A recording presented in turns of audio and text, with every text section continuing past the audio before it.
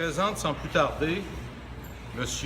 Luc Provençal, qui va s'adresser à vous en premier, qui est préfet de la MRC Robert-Clich et aussi président de la TREMCA, la table régionale des élus de Chaudière-Appalaches. Par la suite, M. Gilles Laulier, maire de Lévis, va s'adresser à vous. Et M. Frédéric Boisvert, des Affaires publiques, Chantier Lévis, Canada. Avant de commencer, j'aimerais remercier évidemment messieurs Carl Baudouin et Marco Baudouin qui nous reçoivent aujourd'hui chez Groupe Baudouin. Comme vous le savez, Groupe Baudouin est l'un des précieux fournisseurs de Chantier Lévis Canada et on les remercie de nous recevoir. Messieurs Baudouin vont être disponibles pour vous, membres des médias, tout de suite après les points de presse, donc pour les entrevues en particulier. Donc, sans plus tarder, j'inviterai M. Luc Provençal à venir s'adresser à vous. Alors, bon matin. Alors, M. Drapeau, Boisvert, M. Baudouin, collègues, l'économie locale et régionale, c'est un volet essentiel pour une région en santé.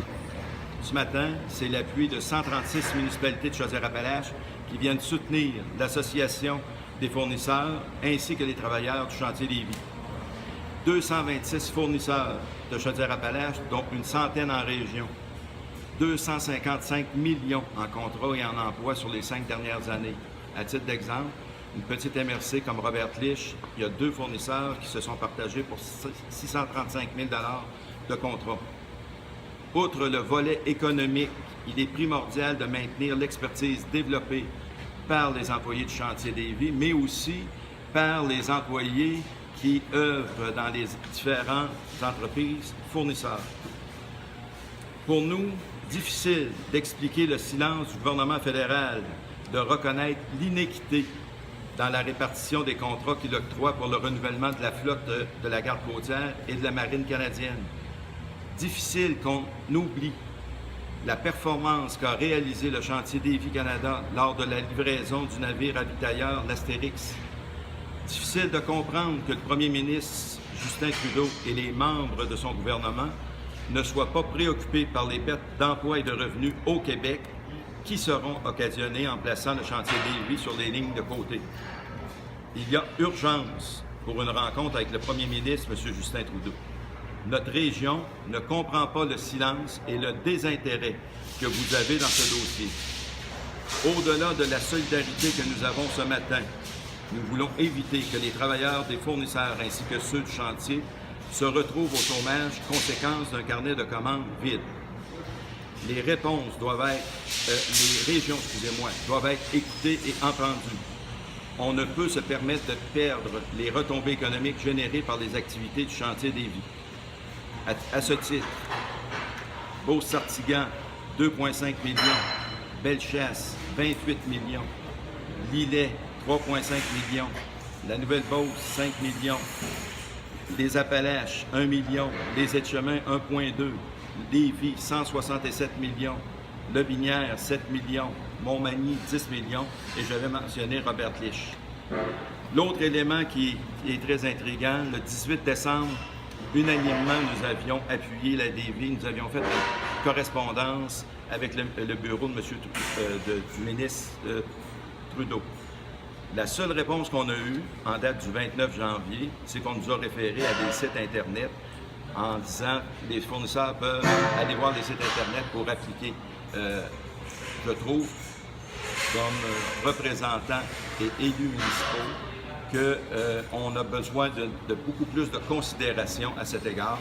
Et les gens du chantier Lévis, nos fournisseurs, ont besoin de cet apport économique-là pour rendre nos régions dynamiques. Merci de votre attention. Maintenant, M. le maire de Lévis, M. Gilles Laulier. Merci. Merci beaucoup. D'abord, je voudrais remercier la table régionale de l'ensemble des préfets de la région Chaudière-Appalaches pour votre appui ce matin. Merci beaucoup, M. Provençal. Alors, simplement pour dire que l'enjeu, là, au niveau des contrats que Lévis doit obtenir, il est très simple. Imaginez-vous, là, en Nouvelle-Écosse, on a confié 60 milliards de travaux en Nouvelle-Écosse. On a confié 12 milliards de travaux, donc, en Colombie-Britannique, 60 milliards en Nouvelle-Écosse, 15 milliards en Colombie-Britannique et 650 millions pour le Québec. C'est ça, la répartition fédérale des contrats, alors que le chantier d'Évis dispose de 60 % de toute la capacité de construction navale au Canada. C'est 100 terrains de football. Le site d'Évis, c'est le plus gros au Canada. Imaginez-vous. Et là, on se retrouve devant la situation suivante. Alors, c'est simple. Les contrats qui sont négociés actuellement, quels sont-ils? Ce sont des contrats dont il y a urgence d'agir pour la garde côtière. C'est aussi simple que ça. Alors, c'est quoi finalement? C'est un brise-glace pour remplacer, un brise-glace donc polaire pour remplacer le Louis-Saint-Laurent et 3 brise-glaces de classe moyenne. Il est simple l'enjeu, il est là. Et ça, là, c'est pas des contrats qu'on donne pour faire plaisir à la Davie.